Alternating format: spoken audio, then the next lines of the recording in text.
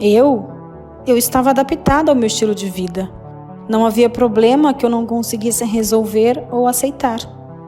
De repente, uma mudança drástica. Correria. Minha vida inteira sendo deixada para trás. O desafio era confiar que a mudança geraria coisas boas.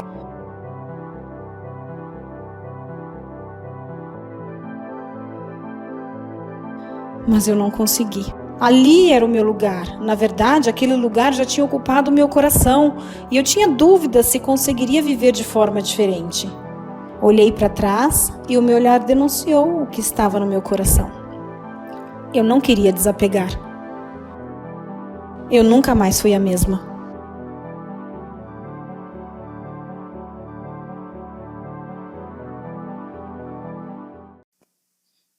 Nós vamos dar continuidade na nossa série de mensagens, chamada de Olhares. E hoje nós vamos falar sobre, especificamente, um tipo de olhar. Por que essa série? Olhares. Porque na história bíblica, os olhares, eles nunca passam despercebidos. Assim como as paisagens bíblicas, elas marcam algumas situações, algumas condições, elas são didáticas, os olhares também. E a maneira pela qual nós olhamos para uma situação, ela determina muito a forma com que vamos encarar tal situação. Então, essa maneira de olhar acaba afetando a gente de forma profunda e intensa. Na semana anterior, nós falamos sobre olhares constrangedores e conversamos sobre o olhar que Jesus deu para Pedro quando Pedro negou e o galo cantou. Hoje nós vamos falar sobre olhares denunciadores. E na semana que vem, nós vamos falar sobre olhares reveladores. Para a gente começar a conversar sobre olhares denunciadores, eu tenho que explicar o porquê que a gente vai falar desse tema. Olhares que nos revelam, né? Olhares que nos denunciam.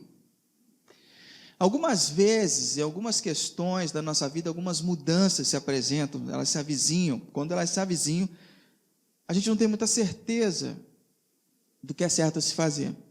Você já passou por essa situação em que a mudança chegou e você não sabia se a porta que abriu é para o central ou não é para entrar, se você tinha que ir ou não tinha que ir, se você tinha que recusar ou não tinha que recusar, o que fazer?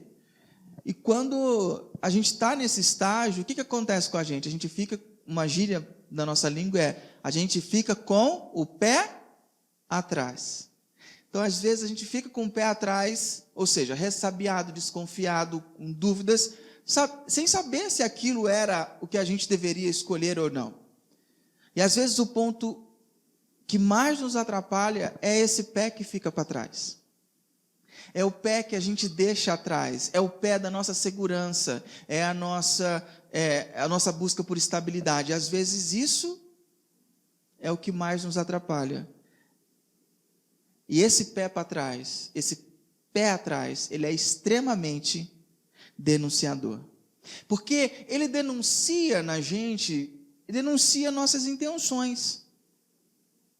Quando a gente está com o pé atrás, qual é a nossa intenção? Tem gente que entra no relacionamento com o pé atrás, já viu isso? A gente começa a namorar com o pé atrás, já começa a namorar, fala, não, se o bicho pegar, eu já saio. Tem gente que chega ao extremo, acho que hoje não, mas na minha adolescência acontecia muito. O cara entrava no namoro e falava assim, deixa eu trair primeiro, porque se ela me trair, aí fica empatado. É verdade. Isso é os dois pés atrás, não é um só, não. Mas fica com o pé atrás. O pé atrás, ele revela os nossos tesouros. As coisas que são importantes para nós. Quando você é convidado a abdicar de um patamar de vida, de um estilo de vida, ou você tem que comprar menos coisas, ou tem que usar produtos mais baratos. A gente, às vezes, nosso tesouro está em ostentar, em poder comprar, não é ostentar para as pessoas, mas a gente comunicar para a gente mesmo que a gente consegue continuar comprando as mesmas coisas, que a gente não diminuiu o patamar de vida. E às vezes o nosso tesouro está nisso, a gente entra num propósito financeiro, mas nosso pezinho está lá. É a primeira oportunidade que você tem, a primeira promoção que você encontra, você compra. Por quê? Porque na verdade o seu pé está lá atrás, o seu tesouro está nessa estabilidade. Esse pé atrás também revela nossas ambições. As nossas ambições, aquilo que a gente mais quer, aquilo que a gente mais deseja, aquilo que a gente mais almeja, o nosso pé atrás revela como que a gente está pegado a algumas coisas. E nosso pé atrás também pode revelar nossos amores. O que a gente ama de verdade. Já aconteceu de você largar uma pessoa, um namorado, está vivendo uma vida boa com outra pessoa. Aí, de repente, aquele dito cujo, aquela dita cuja fica solteira. Fica solteira. Aí o coração dá aquela baqueada. Vou ou não vou? Volto ou não volto? Isso acontece, às vezes, com pessoas casadas. Quando a pessoa casada fica escarafunchando no Facebook de ex-namorado, boa coisa não vai sair. Vai sair o quê, Júnior? Champanhe. Só vai sair treta. Efeito sonoro. Moleque. Então, o pé atrás, às vezes eu não estou inteiro no relacionamento, o pé atrás revela aonde está o nosso amor, onde está o nosso coração. Porque isso, na verdade, revela onde nós estamos ancorados, em que valores nós estamos ancorados. E eu gostaria hoje de convidar você eu gostaria de te contar uma história, na verdade, que vai revelar para nós o que nós vemos quando o Evangelho entra em ação. Semana passada a gente falou quando nós esquecemos do Evangelho. O que acontece? A gente viu na vida de Pedro o que acontece quando a gente se esquece do Evangelho. E hoje eu quero te mostrar o que acontece quando o Evangelho está em ação. Quando essa mensagem viva de Deus, ela está em ação. Eu não sei se você entende bem quando eu digo o Evangelho. Quando eu digo o Evangelho em ação, eu não estou dizendo Mateus, Marcos, Lucas e João. Quando eu digo o Evangelho, eu não estou dizendo quando é alguém pregando a palavra de Deus. Não é isso. Quando eu digo o Evangelho ele é uma notícia de algo que aconteceu. Quando essa notícia entra em ação, algo extraordinário acontece e eu quero te apresentar uma personagem, e a gente vai andar por essa história dessa personagem, a gente vai tentar perceber isso. Estamos prontos? Mais um dia de contar a história? Já senta que lá vem a história. Vamos contar a história então. A personagem que eu quero te apresentar chama-se Ló. Ló foi um homem que viveu pouco tempo depois do dilúvio de Noé. Pouco tempo depois do dilúvio de Noé, todo mundo está antenado do que foi o dilúvio de Noé? Desde pequeno você ouve arquinha com os bichinhos, tá? Não é nada daquilo, mas tudo bem. Mas aquele dilúvio marcou uma época. Foi uma época onde Deus, a maldade do povo subiu e ele lavou a terra e preservou a família de Noé. Quem estava antenado na televisão, o filme passou ontem. O filme é mais ou menos, o filme eu não indico não, mas a história é boa. Ló era primo de um cara muito importante do Primeiro Testamento chamado Abraão. Ló era primo de Abraão. No dia em que Deus, logo depois do dilúvio, algumas centenas de anos, talvez depois do dilúvio, e Noé ainda era vivo, quando Abraão ouve o chamado de Deus e Deus fala assim, Abraão, sai da tua terra, sai do meio dos seus parentes, vaza, porque eu tenho um lugar para você, para a tua família, e é lá que a nossa história vai começar. Abraão, então, fica com um pouco de medo, mas decide ir. E nessa que ele decide ir, o primo dele decide ir junto. Não sei por que cargas d'água o primo decide ir junto. E esse primo chama-se Ló. Ló, então, vai com Abraão, sai de Ur dos Caldeus, pautado no chamado, presta bem atenção que isso é muito importante, porque Ló sai pautado no chamado que Abraão teve, não foi um chamado que ele teve. Percebe isso? Ele acompanha o primo teve um chamado, o primo ouviu Deus falar, ele podia falar assim, esse primo está maluco, mas ele entendeu que para onde o primo vai, podia ser uma coisa boa e ele vai junto do primo. Ele sai de Ur dos Caldeus e acompanha Abraão e eles prosperam. Com os escorregados aqui, uns acertos ali, eles prosperam e os rebanhos aumentam, os empregados aumentam e eles ficam uma família poderosíssima, cheia da grana, um negócio muito louco. Quando isso aconteceu, começou a dar atrito entre os servos de Ló, os empregados de Abraão, um pegava a ovelha do outro para fazer churrasco, não avisava, dava aquele pau, chamava para o churrasco de família, não chamava os outros parentes, começou a dar zica. família grande, sabe como é que é, né? Chama uma parte da família, não chama a outra, é um problema. Deu isso, deu zica. Abraão sabe, o homem de Deus, chega assim, vai para... Mentira, Abraão não fala isso. Aí Abraão chega e fala para ele assim, ó, Ló, não dá para a gente andar junto mais. Você cresceu, ficou muito forte, delicado, né? Né? Na linguagem de hoje seria, mas na linguagem bíblica Ló, chega mais, cola aqui comigo, juntinho. Ló, o negócio é o seguinte, usando um eufemismo, né, de boa, não dá para a gente continuar junto. Você cresceu demais, você ficou muito rico. Se você for para a esquerda, você sabe quando você não quer mais andar com o cara? É que você fala assim, aonde você for, eu não vou. Para onde você for, eu não vou. Foi isso que o Abraão falou. O Abraão falou assim, Ló, se você for para a esquerda, eu vou para a direita. Se for para frente, eu vou para trás. Não rola. Pode escolher, a prioridade é tua, velho. A prioridade é tua, pode escolher para onde você vai. Mas Abraão gostava do sobrinho. Sabe que sobrinho, às vezes, é chato, né? Então, primo, sobrinho, tal. Aí, chegava assim e tal. Ló falou assim, Ló, olha para um lado, deserto. Lá onde ele estava era deserto. Olha para trás, retroceder nunca, render-se jamais. Olha para frente, furada. Olha para o lado, campinas verdejantes, na região de Sodoma. Ló fala assim, Abraão, já sei para onde eu vou ficar de boa. Vou para cá, vou para cá, o deserto é seu. Ló vai para as campinas de Sodoma, Abraão continua vivendo no deserto, e Deus continua abençoando Abraão. Então ali eles se separam, Ló vai para as planícies de Sodoma. E Ló se enquadra bem naquele lugar. A princípio, Ló ficou do lado de fora, mas depois entrou na cidade, ficou na cidade, se adequou ao estilo de vida da cidade, mas com as suas reservas. Aquela cidade tinha uma fama muito complicada. Duas cidades ali, na verdade. Uma de Sodoma e a outra Gomorra. A cidade tinha uma fama complicada de hábitos urbanos, de complicações para quem é de fora do contexto. E Ló, ele se enquadra tanto no estilo de vida urbano daquela cidade, que ele passa a ficar na porta da cidade.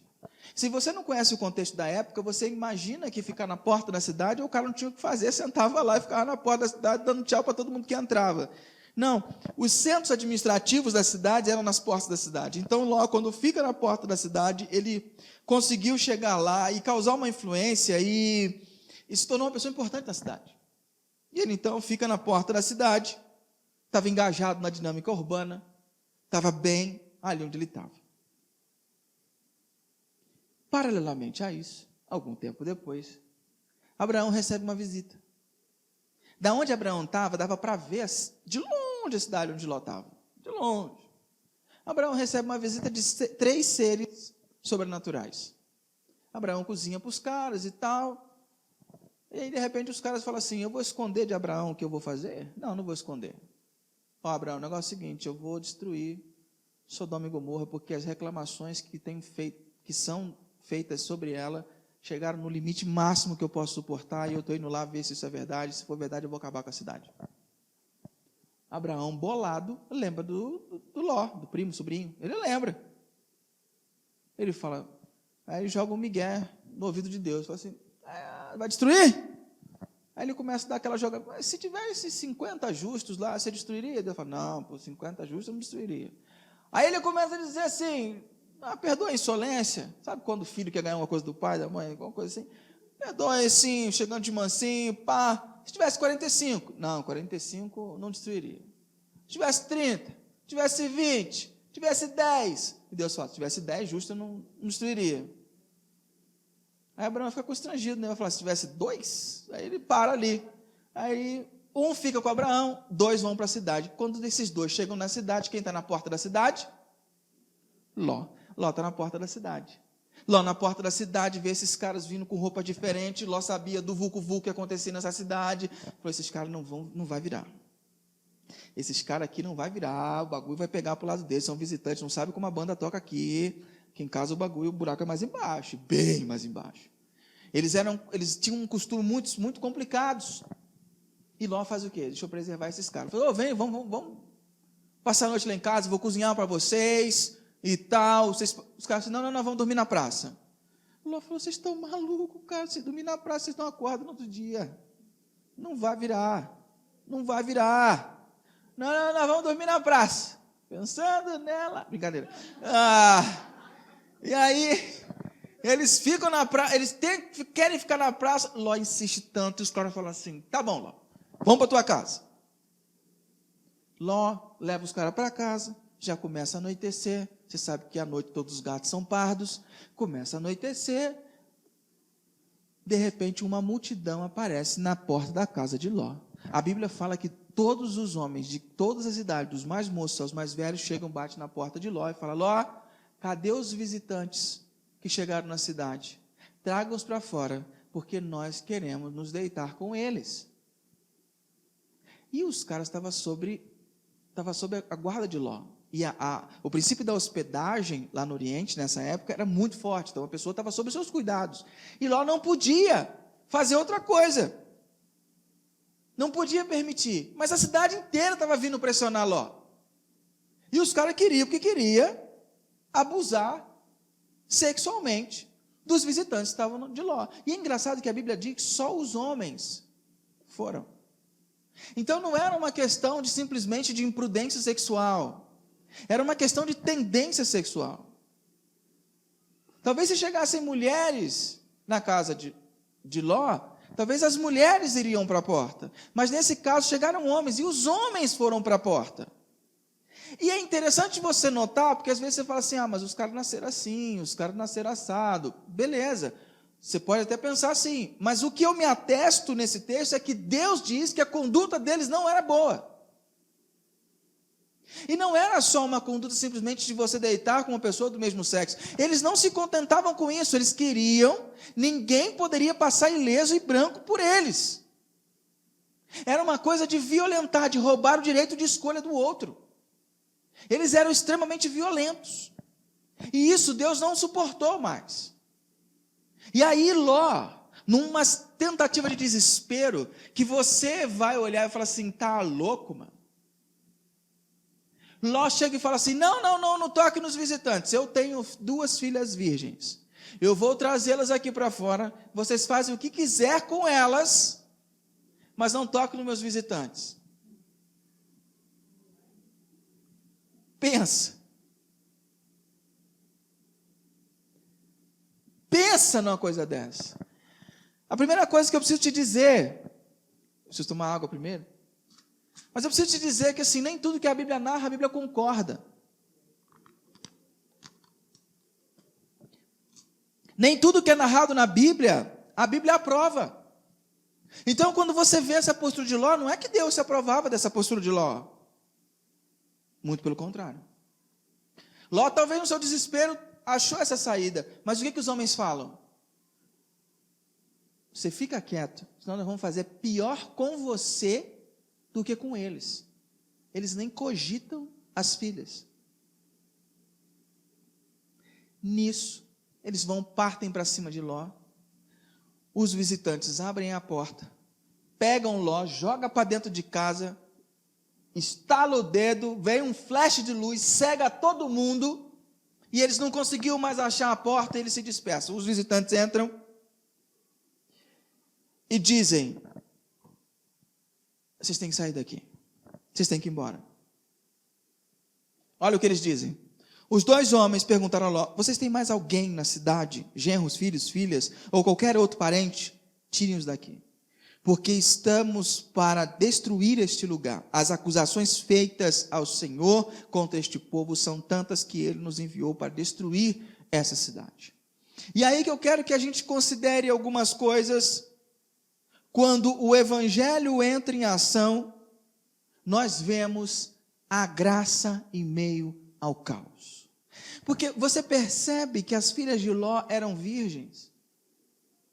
Numa cidade depravada, numa cidade onde a sexualidade era algo que tinha uma perspectiva totalmente diferente da sexualidade, Ló conseguiu manter suas filhas virgens. As filhas virgens, nesse tema, significa filhas que não se casaram, filhas que não entraram num relacionamento sério com ninguém. Ló, apesar de viver na cidade, apesar de viver com aquelas perspectivas, ele conseguiu colocar e incutir na cabeça das filhas que não deveriam moldar o ambiente daquela cidade. Por mais conflito que ele passava, ele tentava preservar um pouco de moralidade que ele tinha recebido da caminhada junto com Abraão. Mas se ele tivesse aprendido de verdade, ele tinha saído daquela cidade. Mas esse é que é o problema. A gente sempre fica com o pé atrás. Se eu for para outro lugar, como é que vai ser? Aí ele acaba se adaptando a esse lugar. E aí a gente vê a graça de Deus. Ló estava naquela cidade, Ló estava naquele jeito. Ló se acomodou àquela circunstância, mas Deus decidiu vir e salvar a família de Ló e aqueles que estavam com ele. Deus decidiu salvar Ló e ainda estende essa salvação. Você tem primos, você tem parentes, você tem alguém nessa cidade? Você tem alguém aí? Então chama todo mundo que a gente vai destruir. A primeira coisa que eu vejo, que a gente percebe quando o evangelho entra em ação, é a graça de Deus. O que é a graça de Deus? É um favor que ele faz a alguém que não merece. É esse se achegar de Deus à nossa realidade pecaminosa, à nossa realidade deturpada, a esse nosso comodismo, a essa nossa situação, e Deus vem, mesmo a gente sendo quem nós somos, Ele vem e oferece uma saída. Você, aos olhos dele, não merece a saída, você, aos olhos dele, não merece um escape, mas ele sempre vem, o evangelho, essa notícia de Deus, sempre vem acompanhado da graça.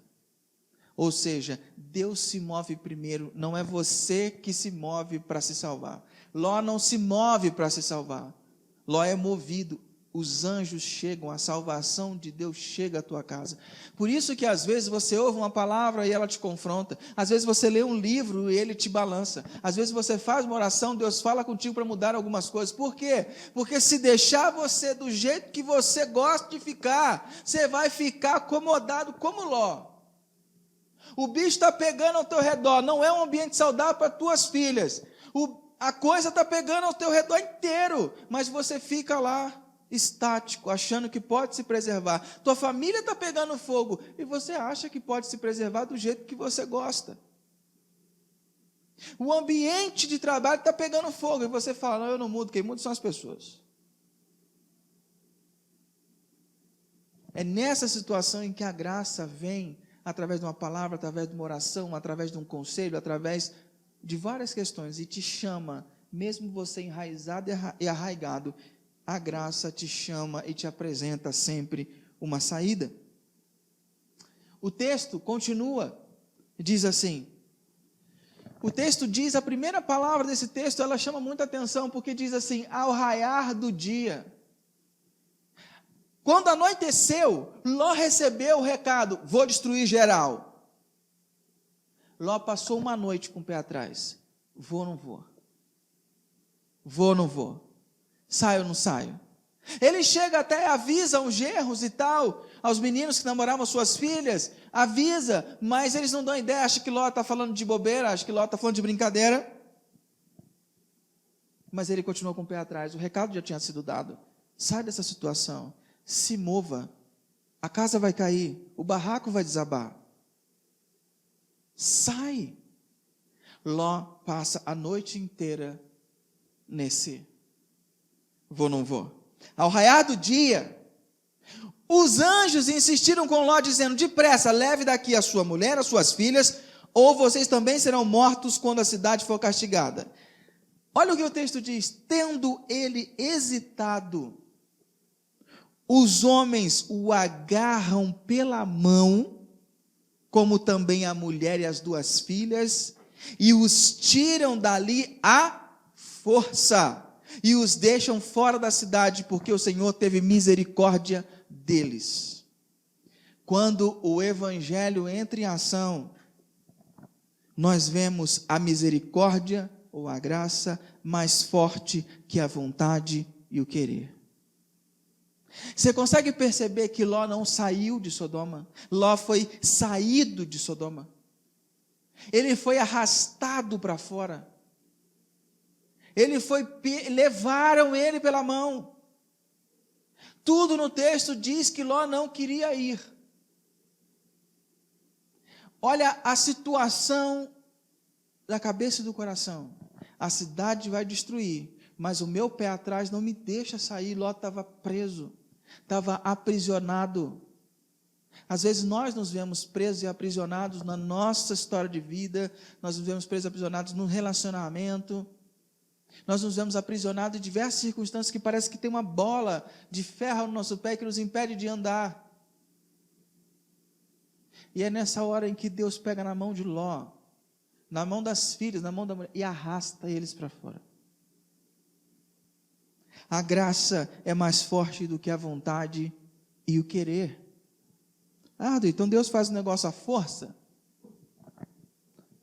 O texto pode te dizer.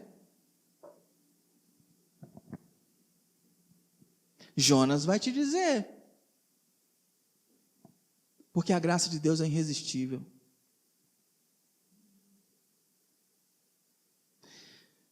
Vou falar uma coisa que talvez seja dura para você, mas presta muita atenção. Deus não tem compromisso com a tua felicidade. Deus tem compromisso com a tua salvação. E se Ele tiver que te trazer de canto chorado para você entrar no caminho que Ele determinou, Ele vai te trazer. A gente escutou isso muitas vezes na forma de uma frase: se não vem pelo amor, vem pela... A teologia popular, né? É isso. Então Deus vai me fazer sofrer? Não tenho dificuldade de entender isso.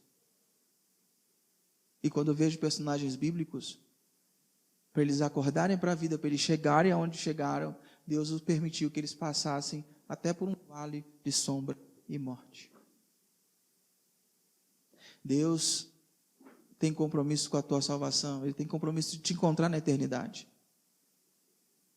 A graça é mais forte que a vontade e o querer.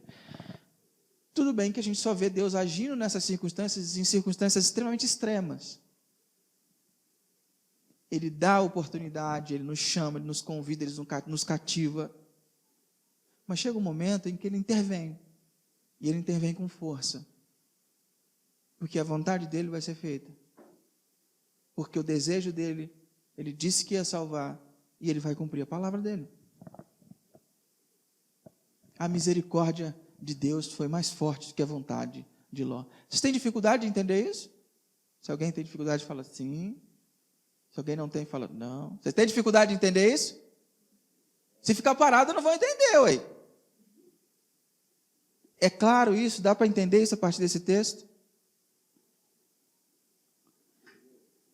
O texto dá seguimento e diz assim: assim que os tiraram da cidade, um deles disse a Ló: fuja, Ló, por amor à sua vida. Não bastou ter tirado da cidade, dá outro aviso: foge, Ló, por amor à sua vida.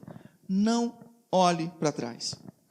E não pare em lugar nenhum da planície. Fuja para as montanhas, ou você será morto. Ló, porém, lhe disse: não, meu senhor. Seu servo foi favorecido por sua benevolência, pois o Senhor foi bondoso comigo, poupando-me a vida. Não posso fugir para as montanhas, senão essa calamidade cairá sobre mim e eu morrerei. Você sabe o que Ló está dizendo? Ló está dizendo assim: a tua saída e a tua salvação não foi bem calculada, não vai ser legal não. Deixa eu ir para outro lugar, que outro lugar, eu conheço isso aqui melhor do que você. Essa região eu estou aqui há anos, eu manjo. Pode deixar, se eu for para Zoar, se eu for para aquela cidade ali pertinho, eu sei que eu vou me salvar. Se eu for para a montanha, não vai dar certo. Cara, quem é que vai destruir a cidade? Quem construiu aquela planície, meu Deus do céu? Mas Ló insiste que a sua verdade, o seu ponto de vista, é mais acertado do que o que Deus está dizendo. É tipo quando a gente bate com a palavra de Deus na Bíblia, por exemplo. Não, Deus está dizendo que é assim. Mas não acho que é assim, não. Mas ele deixou escrito: mas pela minha experiência, eu acho que... Não, eu entendo que você é uma pessoa experiente, estudada, eu entendo, mas assim, a gente crê que a Bíblia é a palavra do próprio Deus escrita para os seres humanos. Não, eu sei, mas ela tem uns errinhos às vezes. assim? A gente tem... Por quê? Porque para nós, somos cristãos, a Bíblia é a verdade absoluta. Para as pessoas da nossa cultura, não existe mais verdade absoluta. A verdade absoluta é aquela que eu penso. E o problema é quando isso invade o nosso coração para pensar a espiritualidade cristã a partir desse pressuposto. Para nós, cristãos, a verdade não é um conceito, a verdade é uma pessoa. Eu sou o caminho, a verdade e a vida. A verdade é um ser, é uma pessoa, chamado Jesus Cristo. Para a nossa cultura, a verdade é um conceito filosófico, que ela pode variar de acordo com o seu pensamento e a sua situação. E Ló estava vivendo esse conceito, Ló tinha esse princípio parecido. A verdade para Ló era aquilo que ele pensava. E muitas vezes, quando a gente acha que a verdade é o que a gente pensa, quando Deus se apresenta, quando uma saída de Deus se apresenta, quando uma orientação de Deus se apresenta para nós, nós ficamos também com o quê? Com o pé atrás. Por quê? Não é seguro, não encaixa com o meu raciocínio, não encaixa com o meu pensamento. Então, quando o Evangelho entra em ação, nós vemos extrema estranheza e apelo para nossas defesas. Ló estranha, por que você vai me mandar correr para a montanha? Mandar eu ir para um caminho íngreme, eu estou com filhas aqui, eu estou com a minha esposa, que já tem uma hernia de disco, já tem que andar sempre com um sapato, ou picadilho, ou como é que é o nome daquele outro sapato? Aquele outro? Como é que é o nome daquele outro? Usa flex. A minha esposa precisa, ela está comendo o joelho. A minha não tem isso não. Mas não dá para subir a montanha. Se travar as costas dela no meio do processo, do caminho. Ló considera tudo, porque ele acha extremamente estranho o que Deus apresenta para ele. E às vezes, a gente também vai achar estranho quando Deus apresentar uma solução que não está dentro da nossa caixa. Sabe, soluções que não são dentro da nossa caixa, é quando ele fala assim, você foi agredido. E Deus fala assim, vai lá e perdoa. Não, mas foi ela que me ofendeu. Vai lá e perdoa. Compra um presentinho para ela. Compra um presentinho para ele. Faz as pazes. Não, você não está entendendo, Deus. Eu sou a vítima. Eu sou a vítima. Aí Deus fala assim, eu entendo. Eu fui vítima por você bem antes de você nascer. Por isso eu te falo. Dá um presentinho. Reconcilia. Não preza pela verdade. As soluções de Deus não encaixam dentro da nossa caixa porque a gente pensa diferente.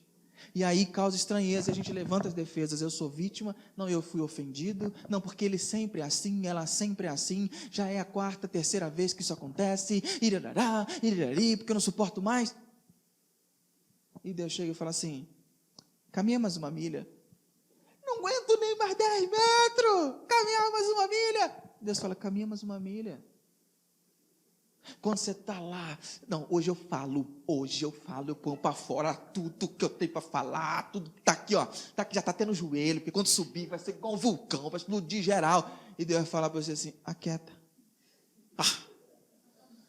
Deus. Aí dá vontade de você falar assim, Deus, você está me entendendo? Sou eu mesmo que você está ouvindo isso. E Deus fala, aquieta, não é a hora.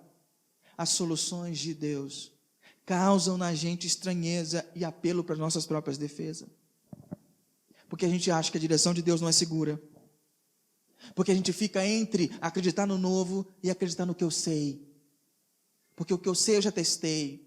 Porque o que eu sei me defende, o que eu sei me protege. Mas se eu for para o novo, e se eu ficar vulnerável?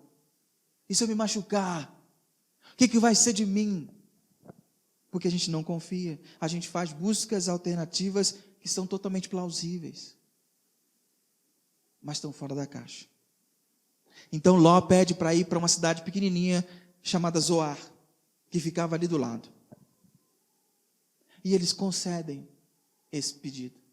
E eles falam, tudo bem, você vai para lá. E eu não vou destruir aquela cidade. Aquela cidade é salva por conta de Ló. A vida de Ló salva uma cidade inteira da destruição. Não é uma cidade igual Valinhos, não, viu? A cidade é pequenininha. É o que hoje a gente chamaria de povoado. Mas a vida dele salva uma cidade. Mas a pessoa O Ló melhorado, com a sua morte, salva um planeta. Salva toda a humanidade. Jesus é o Ló que deu certo.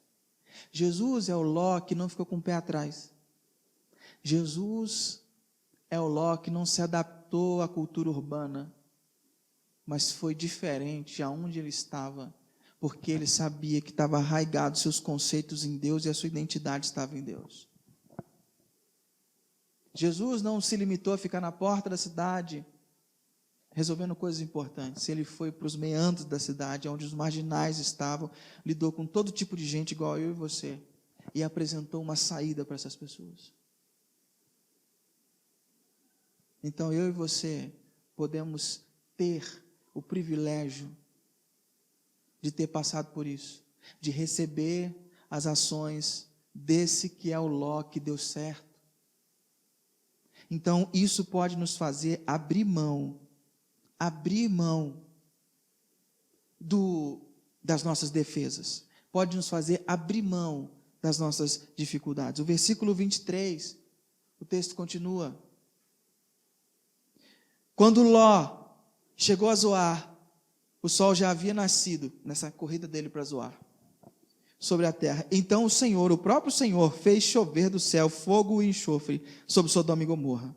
Assim, ele destruiu aquelas cidades e toda a planície, com todos os habitantes das cidades e a vegetação.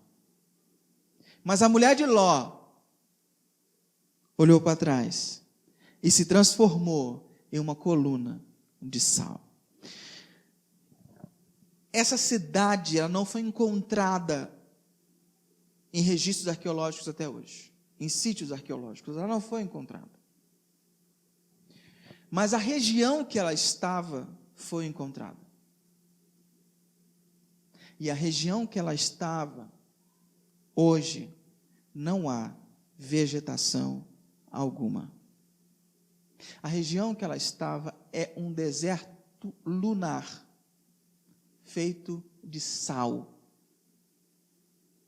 Feito de sal. Alguns estudiosos dizem que quando esse fogo e enxofre descer do céu, é como se um vulcão entrasse em erupção perto, a terra abriu, os poços de petróleo que se tem naquela região subiram, o petróleo subiu incandescente, e quando ele descia, misturou com os gases, então você via o petróleo caindo como bolas de fogo, e os gases daquela época, a reação química, gerava gás como enxofre, e petrificava, e toda a estrutura ficava salgada. Hoje você tem excursões para aquela cidade, você pega nas paredes das cavernas, passa o dedo e põe na boca, é sal. Tem até uma coluna lá, que o pessoal acha que é a mulher de Ló, mas não é aprovado, é mentira, não é aprovado não. Mas essa mulher olhou para trás.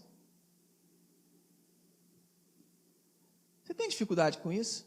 A mulher está fugindo, aceitou a salvação, daqui a pouco ela...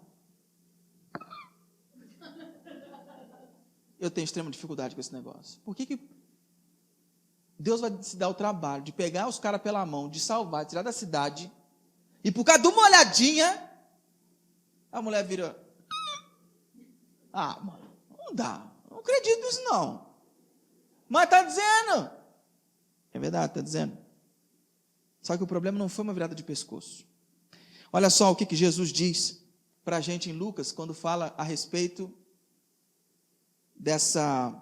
desse cenário. Ele reinterpreta esse cenário e nos dá uma luz. Lucas 17, 31, 32 fala assim: semelhantemente, quem estiver no campo não deve voltar atrás por coisa alguma. Lembrem-se da mulher de Ló. O que essa mulher fez? Ela não olhou para trás. Ela estava indo e provavelmente ela quis esquecer alguma coisa, ela quis voltar para pegar alguma coisa. Jesus está dizendo isso em Lucas no contexto do final dos tempos e falando sobre bens materiais. E ele fala, lembra da mulher de Ló, não faça igual a ela.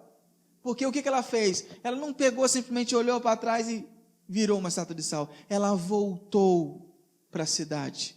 Provavelmente para buscar alguma coisa que ela amava, alguma coisa que ela achava que era muito importante, alguma coisa que valia a pena arriscar a vida dela. E quando ela talvez estivesse voltando, aqueles materiais que subiram, desceram incandescentes, e a petrificaram, piche, petróleo desceu sobre ela e ela virou uma coluna de sal. Não é apenas uma olhadinha, mas é um voltar atrás. Porque quando o evangelho entra em ação, nós vemos a palavra sendo, cumprida não, né? A palavra sendo cumprida e a justiça feita. Deus tem uma palavra, Ele diz, se você voltar, você vai ser destruído, não olhe para trás. É a mesma palavra que Ele disse a Adão e Eva, não coma desse fruto, se você comer, certamente você morrerá. É a mesma palavra que Ele coloca para nós, não assuma a prerrogativa de dizer o que é certo e o que é errado para a sua própria vida. Se você fizer isso, você morrerá. Quando o evangelho entra em ação, Deus é um juiz justo, Ele é gracioso, mas também é justo, e a palavra é cumprida, por isso essa mulher morre. Esse olhar dela para trás revelou o que está arraigado dentro do coração dela. A vida urbana tinha marcado profundamente o evangelho. Essa notícia propõe um rompimento de caminhos. De que caminhos? Ora, você troca a vida por conseguir méritos pela vida de receber a graça. Você troca a autossalvação, a autojustificação, a vontade de estar bem diante de Deus por aceitar ser redimido. Você passa de viver para ser amado pelas pessoas, por viver como um ser que é amado por Deus eternamente. Você passa de a busca desenfreada para ser feliz, por o recebimento da felicidade de Deus para a sua vida.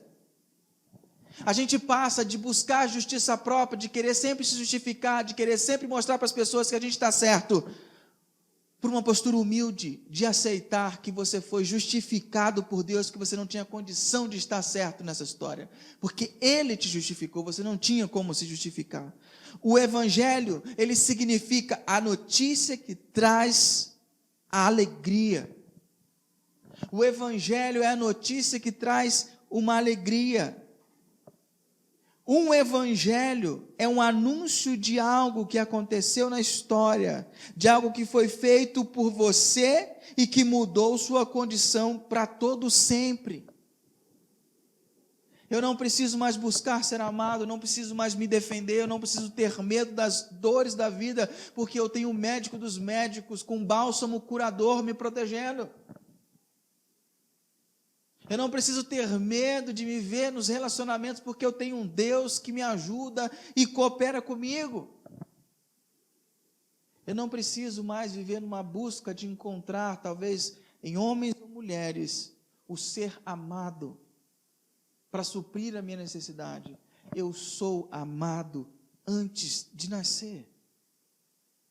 E não há nada que você faça que vai fazer Deus te amar mais. E não há nada que você faça que vai fazer Deus te amar menos. O evangelho, ele está no fato de que você tem acesso a Deus, não com base em algo que você tenha feito ou tenha deixado de fazer. Você tem acesso a Deus com base naquilo que Jesus fez por você. É isso que nos garante acesso a Deus, é isso que nos garante uma vida libertadora. Fomos criados para viver em um mundo em que as coisas serviam às pessoas. Tudo foi criado para o ser humano. Deus era o grande doador. Mas aí, em Gênesis capítulo 3, cada um quis determinar o valor de cada coisa, assumindo para si o lugar de grande doador, tomando as riquezas mais para si e sendo esse doador das coisas uns para os outros. Passamos então, como seres humanos, a viver um caminho centralizado em nós. Eu sou prioridade. E quando eu vivo um caminho centralizado em mim mesmo, isso destrói a minha percepção e as coisas passam a ter mais importância do que as pessoas. As coisas começam a me escravizar, elas começam a me dar significado, um título, uma faculdade, um carro, o reconhecimento, passam a me significar. Essa semana eu me peguei, estava no médico, e eu me peguei numa resposta que eu falei, cara, pelo amor, assim, qual é a sua profissão? Eu respondi, eu sou pastor. Eu estou indo em vários médicos por causa da recuperação e tal.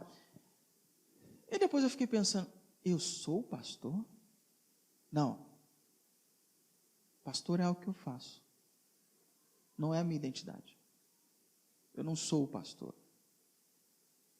Eu sou o Rodrigo, marido da Sabrina, filho amado de Deus em quem ele tem todo o prazer e que vive no reino de Deus. E nesse reino, eu vivo como pastor. Isso me fez refletir que muitas vezes, primeiro a gente muda as palavras, depois as palavras nos mudam. A gente troca quem nós somos pelo que nós fazemos. E isso vai moldando nossa identidade. Só que, quando essas coisas passam a dar significado para nós, a gente passa a ser escravo dessas coisas, quando eles conferem para nós identidade, nós estamos mais longe de Deus possível.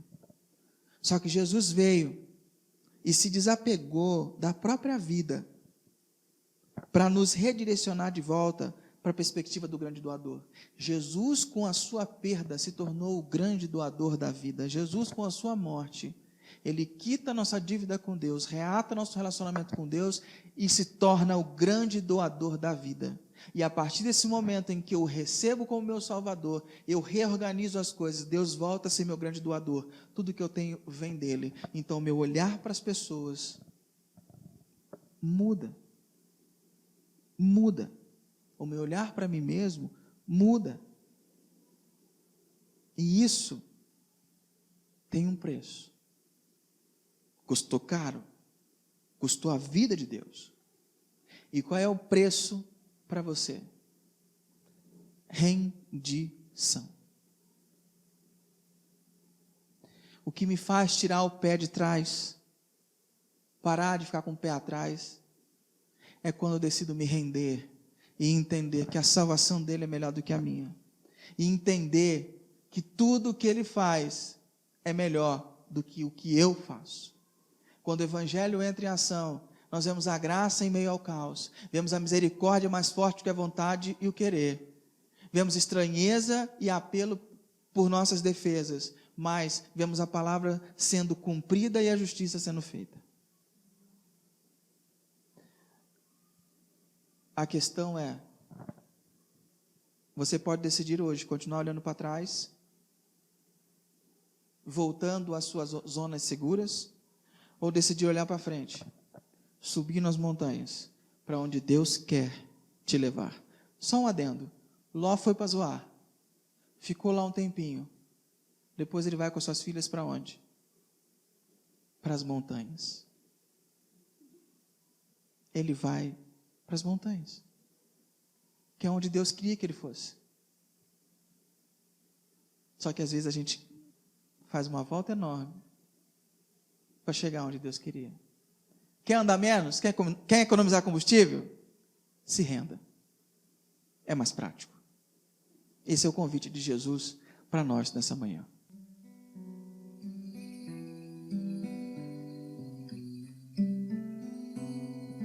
Senhor Deus, pela tua graça e misericórdia, nós estamos aqui nessa manhã, porque o Senhor nos pegou pela mão. Porque se dependesse da gente, a gente estava lá, naquelas planícies verdes, muito bonitas, presos à nossa vida urbana cotidiana. Mas o Senhor nos resgatou em algum momento da nossa história. Mas nosso pezinho às vezes continua atrás. E nosso olhar está sempre voltado, às vezes, na direção errada. Ajuda a gente, Deus. Nós não temos força, não temos. É verdade, nós não temos força. Mas nós precisamos da tua ajuda, porque só com ela que a gente vai conseguir a não olhar mais para trás, a não ter conforto olhando para trás, a não ter segurança olhando para trás. Que a nossa segurança esteja olhando para frente, que a nossa segurança seja olhando para onde você está, para onde você está nos direcionando. Então eu te peço, fortalece-nos nessa verdade. Que o Evangelho, essa notícia do que você fez por nós, entre em ação na nossa vida e transforme o nosso interior e, por consequência, o nosso exterior. Ajude-nos mutuamente a caminharmos nessa direção, ajudando uns aos outros, porque não dá para ser sozinho essa jornada. Nós te agradecemos, ó Deus, e pedimos a tua intervenção na nossa vida, em nome de Jesus. Amém.